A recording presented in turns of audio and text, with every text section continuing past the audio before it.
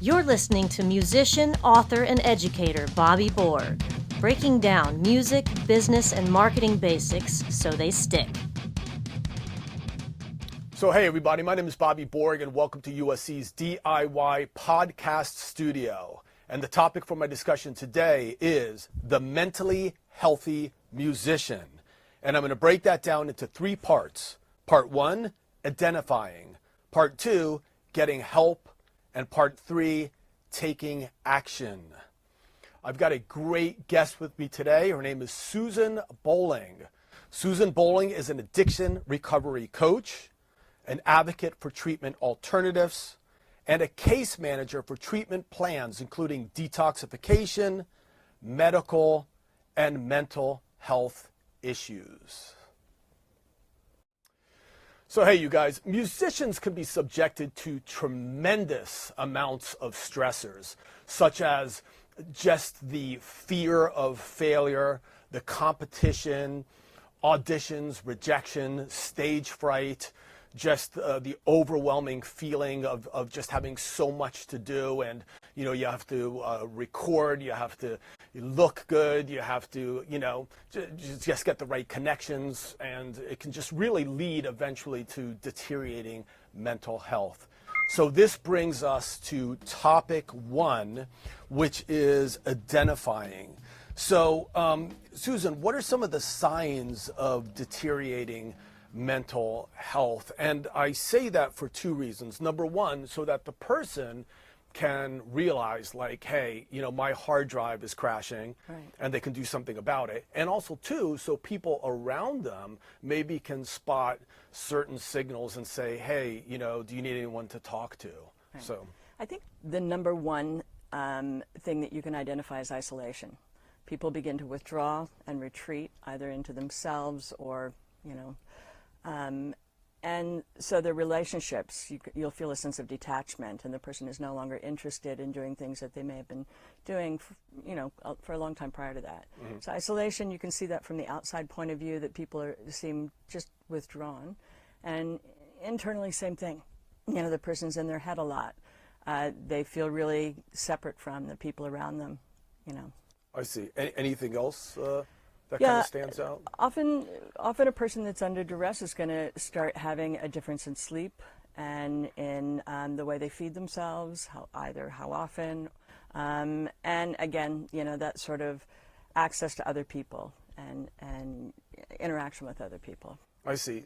And do you ever see just people maybe even, you know, getting to the point where they just become so overwhelmed, they become over anxious and agitated, mm-hmm, and they can't sit still, and they just have these sort of impending feelings of doom and yeah, so on. Anything else? Yeah, that's definitely what you're describing are symptoms of a person in whatever stage they are in of duress.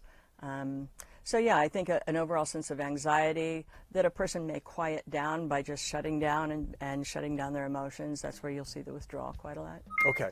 Yeah. All right. So this brings us to part two now, which is getting help. So what can people with mental health issues do? And before answering, I'd just like to say that when I was at Berklee College of Music in Boston and I was a student, you know, I was practicing 20 hours a day. Wow. And I was feeling extremely overwhelmed and disconnected.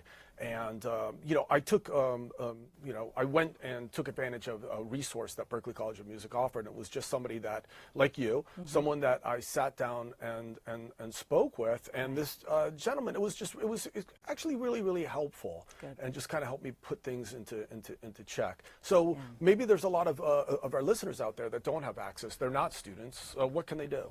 Well, first of all, it really depends in the United States as to what somebody's funding is. If they have private health care insurance, they flip that insurance card over. There's usually a behavioral health or mental health line. They call, find out what their benefits are, see which doctors they would be directed to or clinical care. Somebody that doesn't have private health care insurance may have public benefit insurance. In California, we call that Medi-Cal, or in the federal system, Medicare. And so there's these different tracks in the U.S., of course, for our care. But we have, just in Los Angeles, 24-hour mental health urgent care. So if somebody's in an absolute crisis and they feel that they need stabilization, they can walk into an urgent care. Okay. Yeah. And do you 1-800-urgent care or to Google it, or what would you do? You can always call 211 from your phone. Okay. That's our social services system, and that there are trained operators, social workers that will plug somebody into whatever services are available, and they'll go through the clearing of that. If the person is, there's a number of issues that can come up. Sometimes it's mental health, sometimes they don't have a place to stay, and that's underneath, their mental health. There's a lot of contributing factors. I see. So. Okay. Would you also suggest that, maybe it might be a good idea, besides going to like organized sort of care, that they just reach out to a friend or family member as well? Absolutely. Is that helpful? Absolutely. Conversation and connection is key. Again, we want to fight the sense to retreat and withdraw, and try to, and it's harder when somebody's not feeling well, reach out to people they care about. So, loved ones, people and friends of somebody that's in distress, a really good message that they could give is something like, I don't know exactly how to help you right now, but I'm going to help you find help. And that creates somebody just kind of coming alongside somebody. You're not taking on the responsibility to fix the situation for them, because that's a vast system to enter. But you're saying, I will help you do this. I see. And we're going to talk about like things that you can do to take action in a minute, but let's stay on where we are right now and getting help. I know that oftentimes when people even say that, like, hey, if you need any help or you need somebody to talk to, I'm here for you. That almost in itself is a statement of sort of admitting that I am failing, and that can be hard for people. It's like, what do you mean I need help? I don't need any help, that kind of thing. What do you say about that? I mean, we're all human, right? We have to realize that we break down, right? Yeah, I think that it's all in the way that the message is delivered. We have subjects that we're not so comfortable talking about, as in the history of our country and in the history of Western civilization. Nobody wants to talk about addiction. It's only talked about when it's in flames, Right. But really understanding that you can come to somebody and say in a non-judgmental way, I don't know if you're going through something or not, but I'm here for you either way, whatever that looks like. Okay. All right. Good. Yeah, I think that's a very neutral message and a supportive message. Yeah. Let's move on to part 3, and we could take as long as we need to this, because this is very, very important. Taking action.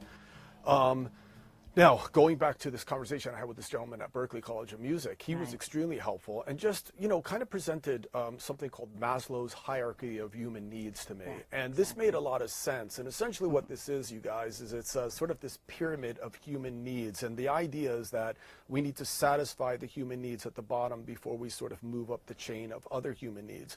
And at the very, very bottom of this pyramid is just food, water, shelter, etc. Then there's safety needs, and what he sort of helped me to understand is that I'm worrying about the needs on the higher level, like success and self-fulfillment, before worrying about proper nutrition, sleep, exercise, things of this nature. So in essence, I was putting the cart before the horse. Absolutely. So this was very helpful for me. I mean, would you agree with just, basic things of this nature? And what are some of the steps that you would, give to somebody in terms of taking action? Exercise, nutrition, whatever. Yeah, I mean, I too work with colleges. That's, I think, how we know each other.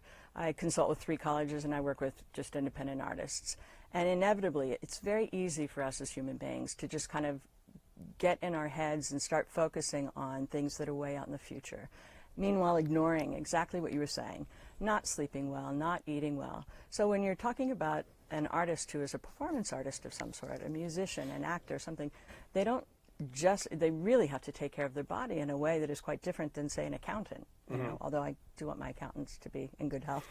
Right. But, what I find, let's just say in the student population, and I think this is true otherwise, is people will quickly get into a sleep problem. Like they sleep in until the moment that they have to get up for class. Well, that makes a registrar deciding what their sleep schedule is. Right. And so one day they sleep in, the next day they've got a class that's really early, and then because they slept in so late that day, they can't go to bed in time. So that's one of the first areas that I always look at, because if somebody isn't rested, if somebody isn't getting the consistent amount of energy every day that they know they can rely on, they're going to kind of drag around and, again, feel isolated. They're not quite in the same energy level of everybody else, and this cycle perpetuates.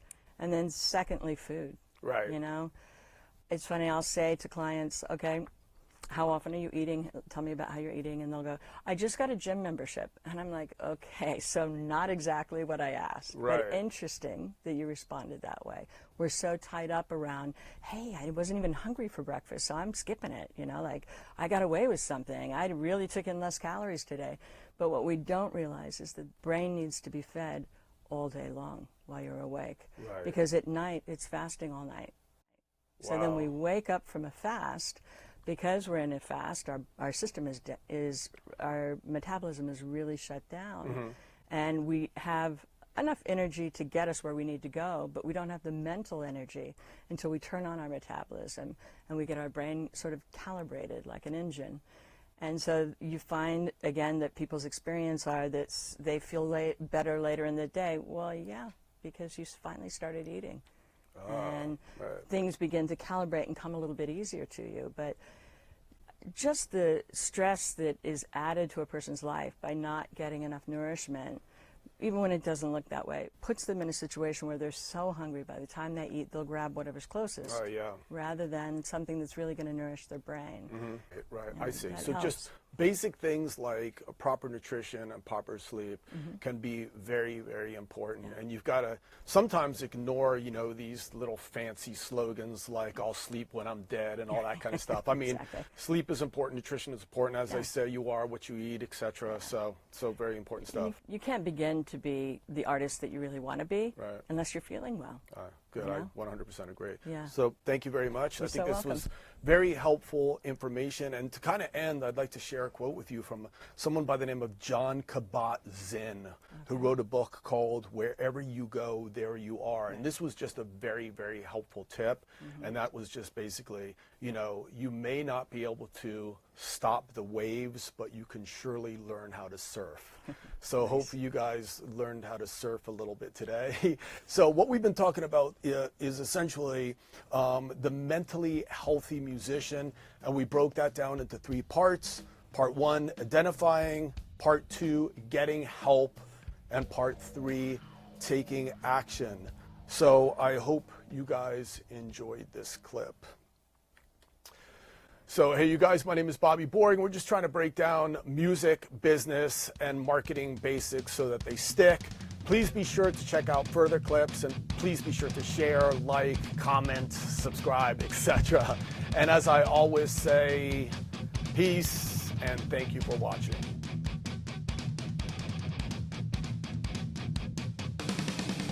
Hey everybody, if you like the videos that you just watched, please be sure to check out my books, Business Basics for Musicians and Music Marketing for the DIY Musician, available at Amazon.com, BobbyBorg.com, or any fine bookseller. Thanks again for watching, and peace.